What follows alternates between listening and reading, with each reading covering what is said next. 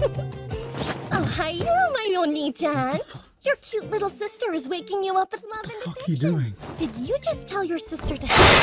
Are you exhausted from me saying at the beginning of every one of these videos how many new high-profile shows are coming out? Well, welcome to Summer 2024 Anime, where we have romance anime, including Sussy Sisters. Romance anime with Sussy Sisters. And my editor doing the trademark scroll of the seasonal chart. Okay, we're scrolling. We're still scrolling. Ooh, look at this scrolling. Is that some Sussy Sisters I see? So I'm not going to take up your time. You know the drill by now. It's a summer anime video, so enough waiting. Let's just bloody jump right into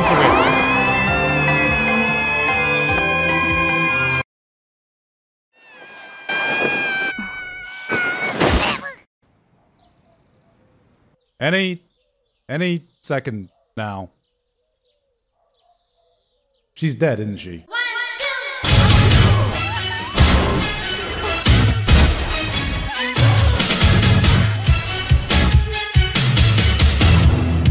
Guys, I'm sure over here, I'm guessing you like watching anime. What? How did you know? So shouldn't you be able to watch as many titles as you can as painlessly as possible? Well, with today's sponsor, ExpressVPN, you can do exactly that. With ExpressVPN, you can unlock tons of anime because you can choose wherever in the world you want to be to unlock the entire library for that country. Here in Japan, we have a ton of anime that aren't available elsewhere in the world, like Apothecary Diaries, for example. But on my end, sometimes I want to make use of my Crunchyroll account if I'm not feeling too Nihongo Jozu, but it's completely blocked here in Japan. So if I want to watch some good old-fashioned subtitled anime, with just one click, I can swap myself over to America and the entire Crunchyroll library is available for me. But it's not just Crunchyroll. I can also get access to tons of regional content on other streaming services like Netflix, which is one of my all-time favorite anime, Your Name. But if I want to watch it with subtitles, I have to switch myself over to Singapore. The fact that it works on all my devices, phone, TV, computer, makes it effortless to catch all the anime I want to watch whenever I want. With a single tap of the button, it's incredibly easy to use, and with just one subscription, I can connect up to 8 of my devices. So, what are you waiting for? Click that link in the description or go to expressvpn.com/gigguk2024 to find out how you can get 3 months of ExpressVPN for free. Yes, free. Thank you very much to ExpressVPN for sponsoring this video. Let's get on with Summer 2024.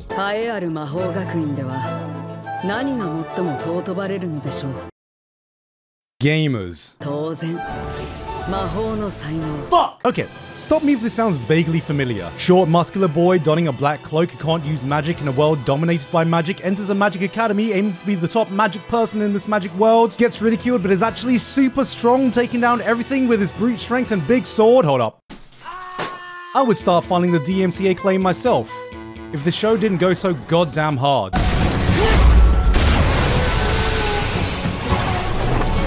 This is Wistoria, an anime coming from the director of Black Clover, could you tell? And the writer of Danmachi, could you tell? And the character designer of Cross Age, could you tell? It's a premise we've seen before, following a formula that's oh so familiar, but presented in a shiny new package that looks absolutely phenomenal. Episode 1 hits you with this heart-pounding, jaw-dropping action scene, with the director seemingly taking all the lessons learned from working on Black Clover and refining it to the highest degree, then continues to deliver in the very next episode. On a visual standpoint, we're starting the season off with a bang, because I don't know if any other show is going to look as good as this. Okay, guys, I gotta get serious for a bit. Now, I know you can see the title of this show, and I'm very aware of what kind of taste you think I have, but just listen to me when I say, with zero irony, that this show is legit. No! I know. With the title like Days with My Stepsister, I too was expecting this to be the next trash-filled dumpster fire being the spiritual successor of Domestic Girlfriend, but this somehow is a 100% serious, thought-provoking, somber drama with no cliches, fan service, pandering, or anything you'd expect from a romance story between step-siblings. I know you're thinking, step-sibling romance without the spice? That's about as useful as fapping to get pregnant, but honestly, this looks like... Okay, you probably weren't thinking that. But this honestly looks like they are trying to tell a grounded story about two people later in their lives meeting in awkward circumstances and the realistic drama that would surround it. It's beautifully shot, atmospheric, taking its time with songs that speak right to the heart. This shit is the Dune 2 of incest. This is, unironically, a really promising looking drama, and I swear to God, it's not because it has a sister in it. Alright, what's next? Oh, hiya, my Oni-chan.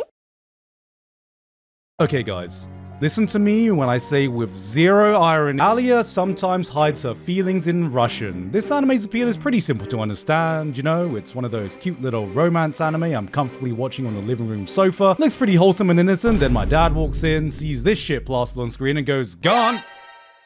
Scooch over, son. Let your dad watch too. This time we have a girl who flirts with the guy, but the catch is she does the flirting in Russian. But wait, the twist is he secretly understands her because he also knows Russian for some inexplicable reason. I don't know. I never counted. I am not really a math guy, you know? I'm just waiting for the episode where he reveals that he understood her the entire time, and the episode title is just Clueless Japanese Guy Surprises Foreign Girl with Perfect Russian. Normally I've gotten tired of these kinds of shows now, but I think I'm gonna give this one a chance, and you might be wondering why. No, Tokukobo are just so good at what they do, they might as well be giving insulin shots with everything they make now. It's not because of the little sister character! It has been a while though, since the season hasn't been completely dominated by high-profile sequels, but there are still a few. Tower of God is back, My Hero Academia is still airing, along with more Shy Hero Academia starring Bocchi the Rocket, more Nier a Tomato. Hopefully the hype for this season remains and it doesn't get plagued with production issues. Fairytale 100-Year Quest? Who's asking for more Fairytale in 2024?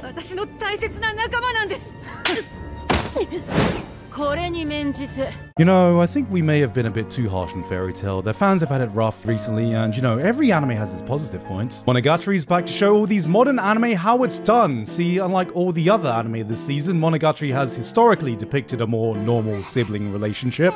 Alright, grab the kid, grab, come on, you go, just get, it's a kid, go, guys, I got him! Ah, dude, what the fuck, you got off my arm! There was a misinput, calm down! You calm the fuck down! Cloverworks continue to prove that whether or not they mess up an adaptation, at the very least, everything they touch looks absolutely godlike. I thought Wistoria would far and beyond be the best looking anime this summer, but the sheer creativity in some of these storyboards, the amazing direction, casual art style switch up, and the pure animation eye candy might just put it a step above. Having said that, I'm a bit confused as to what kind of tone we're going for here. Some dude gets diced up to a pile of bloody cubes, the whole village is massacred, a fucking kid gets beheaded. It has some of the most grueling, gruesome imagery you can find all season, then it hits you with a This is like a shonen anime taking place during the Red Wedding, but credit to Cloverworks for being able to get this much attention worldwide. This is meant to be set during a real historical time period in Japan, and it's stuff like this that can get an international audience interested in your history. I wonder what the Japanese audience thinks of this. That's enough history lessons for today. Alright. We've got to switch things up. Osamu Dazai has one of the most tragic stories in Japanese history. As one of Japan's most famous novelists, Dazai experienced the darkness few humans have ever encountered, leading him to attempt to take his life not once, twice, but 4 times, to which fate denied him and forced him to continue living his torturous life. Eventually, he would put his broken soul into the novel, No Longer Human, one of the most harrowing pieces of media to ever be created, before he would eventually be able to successfully take his own life, finally fulfilling his wish of being left alone and finally given the grace of death. Anyway, here he is in a wacky isekai. Yep, we got a silly comedy about a depressed author who wants to off himself in another world, chomping pills like it's a mukbang video and charming goddesses with his suicide riz. God, that line made me want to Osamu Dazai myself. This isn't the first time anime has taken creative liberties with their historical figures, but it does make you wonder, is there anything they won't put in an isekai? Yep.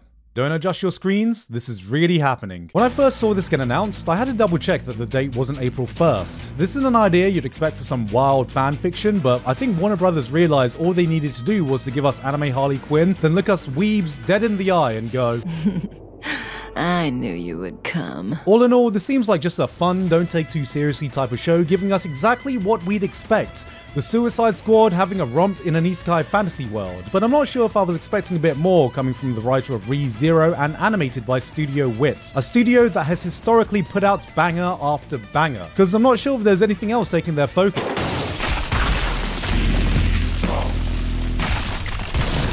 What the actual Hello, my dear friends. Today I want to do a class presentation about everyone's favorite animal, deers. Here are some fun deer facts. They can run up to 30 miles per hour. All male deers grow antlers. They have an avid aversion towards anyone named Connor. Deers are actually majestic creatures. Let's have a look at some of these magnificent animals in action. Deers can be found across the world, including countries like England, Japan, America, Politer America, the North Pole, and of course, Narnia. There are over 40 species of deer, such as the red deer, the reindeer, the dead deer, the Australian jump deer, or as the locals call it, jumpos. And of course, Deer the Rock Johnson. Here's a fun deer joke. What do you call a deer with no eyes? Blind. That concludes today's presentation. I hope we all learned a little bit more about deers today, because I have no idea what the fuck this show is about. I Parry Everything. Now, this is a fantasy action about a man who parries everything. He parries swords, he parries a staff, he parries a goddamn cow.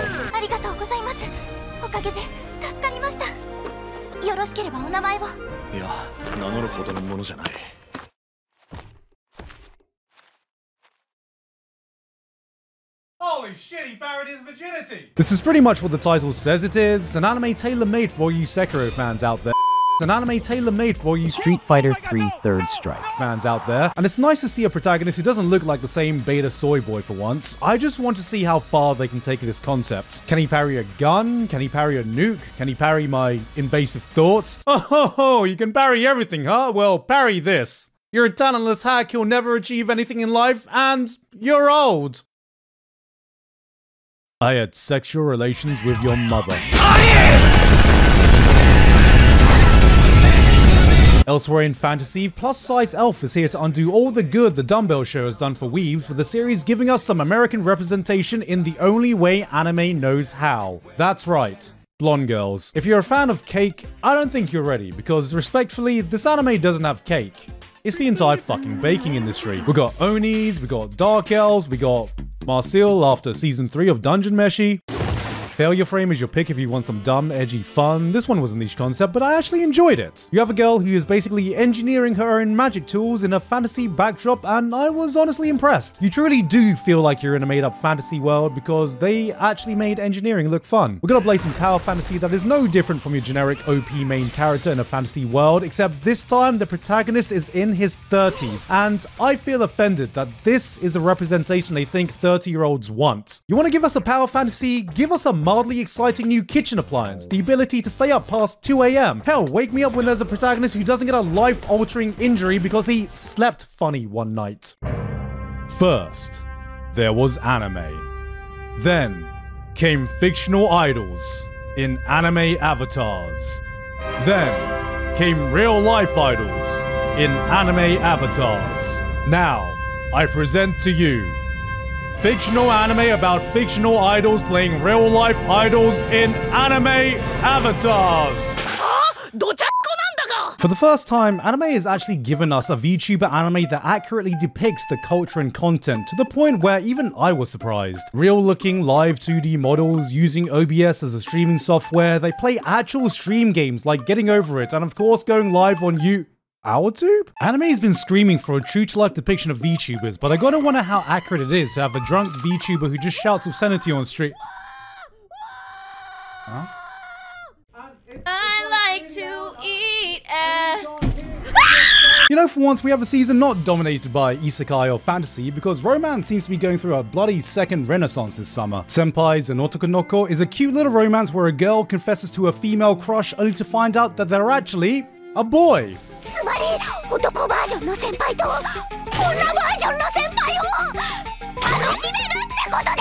This is just Astolfo fans coming to terms with their sexuality. My wife has no emotions, aka man gets dumped and immediately goes to fuck his toaster. I get that this is meant to be a cute and innocent little series about a guy falling for his robot housewife appliance, but dude, seeing this guy awkwardly attempt to chat up his toaster gave me shades of the same energy as watching a grown-up Kazuya from Rent-A-Girlfriend.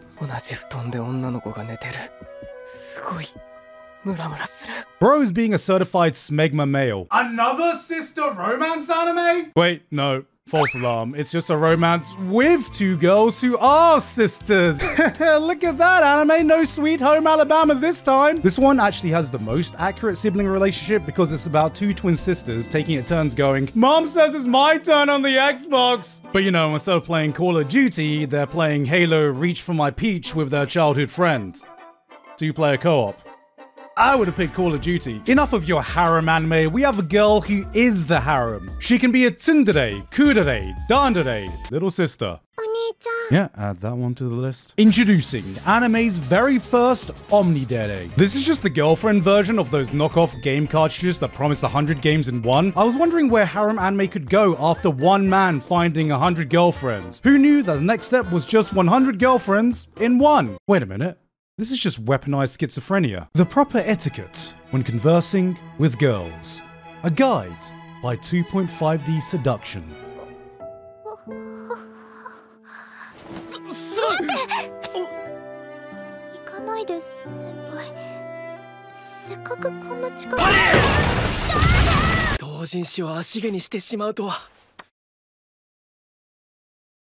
Wait, you're telling me a 2D obsessed, unsociable, hentai addicted weeb starts an anime club by himself, and the only person who joins is a cute, attractive girl whose only interest is cosplaying his favorite character, right before a hot superstar model transfers over, who's actually his childhood friend that's had a crush on him for years, and all they want to do is get him to take pictures of them cosplaying as hot, cultured anime characters?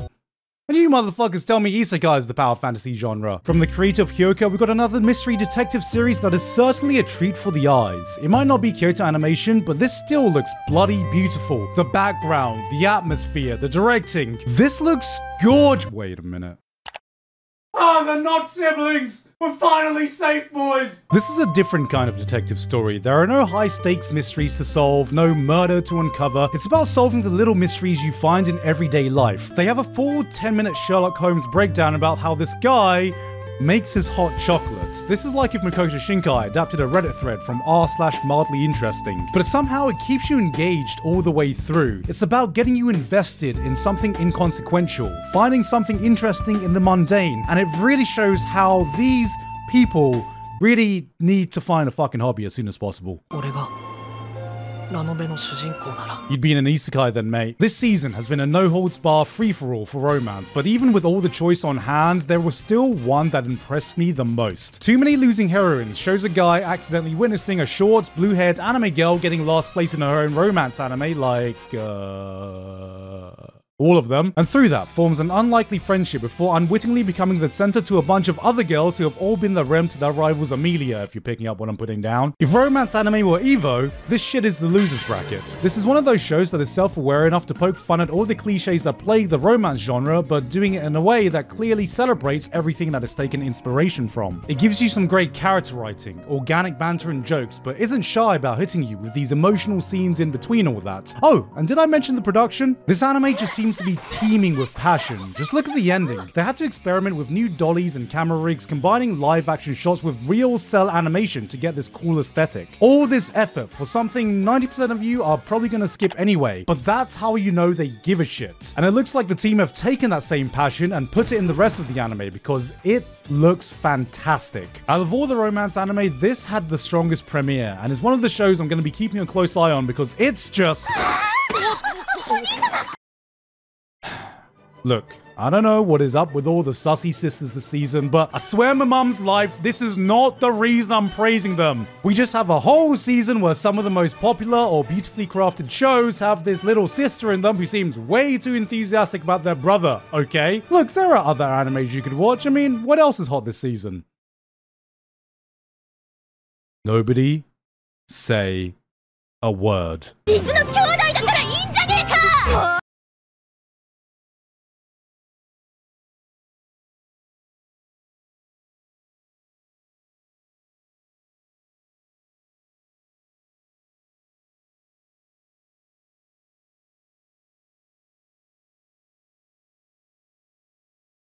And everyone else on my Patreon for helping to support me for this month and making this video possible. Yes, this summer does truly feel like the summer of romance.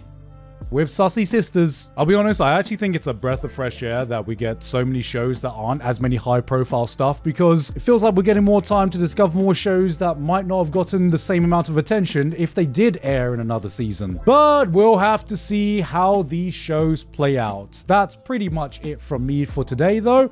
I've been Gigguk, and I'll see you all next time.